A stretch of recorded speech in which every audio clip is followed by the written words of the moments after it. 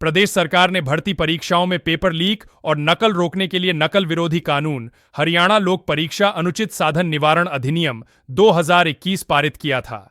इसके मुताबिक paper leak करने वाले को 7 से 10 वर्ष कैद और 10 लाख रुपए तक जुर्माना होगा। साथ ही प्रॉपर्टी नीलाम कर नुकसान की भरपाई की जाएगी।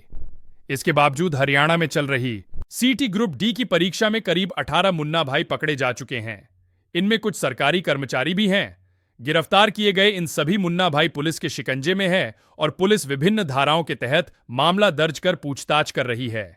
आज की इस वीडियो में चलिए हम आपको सरकार के द्वारा 2021 में पारित इस नकल विरोधी अधिनियम के बारे में विस्तार से बताते हैं। इस अधिनियम के अनुसार यदि कोई परीक्षार्थी इस अधिनियम के किसी भी प्रावधान का उल्लंघन करता है या प्रयास करता है या उल्लंघना करने के लिए उकसाता है तो उसे 2 साल तक के कारावास और 5,000 रुपये तक के जुर्माने से दंडित किया जा सकता है। इसी प्रकार यदि कोई व्यक्ति निरीक्षण दल के किसी सदस्य, पर्यवेक्षी कर्मचारी, परीक्षा प्राधिकारी, अधिकारी या परीक्षा प्राधिकारी द्वारा नियुक्त कर्मचारी को ड्यूटी करने के लिए या किसी परीक्षा केंद्र में प्रवेश करने से रोकता है या धमकी देता है तो उसे 2 वर्ष तक कैद और 5,000 रुपये तक का जुर्माना हो सकेगा।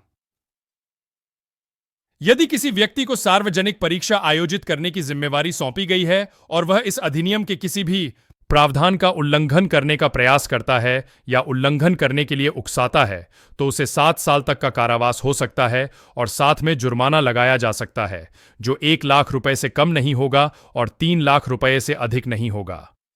यदि कोई व्यक्ति संगठित अपराध में परीक्षा प्राधिकरण के साथ साजिश में शामिल है या अनुचित साधनों में लिप्त होने का प्रयास करता है या इस अधिनियम के किसी भी प्रावधान का उल्लंघन करने के लिए उकसाता है तो उसे 7 साल से लेकर 10 साल तक कैद हो सकती है।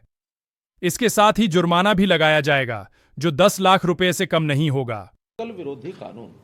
नकल को रोकने के लिए ये कानून हम लेकर के आए हैं। बहुत प्रदेशों ने बना रखा है और हमारे यहाँ जो पिछले 2-3 ऐसे एपिसोड हो गए हैं उसमें हमें भी बहुत दुख हुआ है और बहुत खेदजनक है वो कि पेपर यानी एक प्रकार से लीक हो जाता है। बहुत लाखों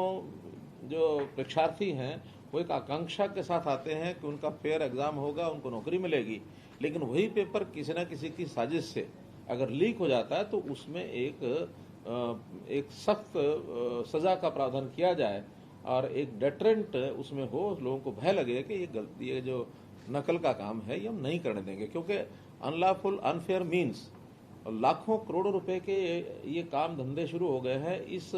धंधे को रोकने के लिए, क्योंकि इसमें तो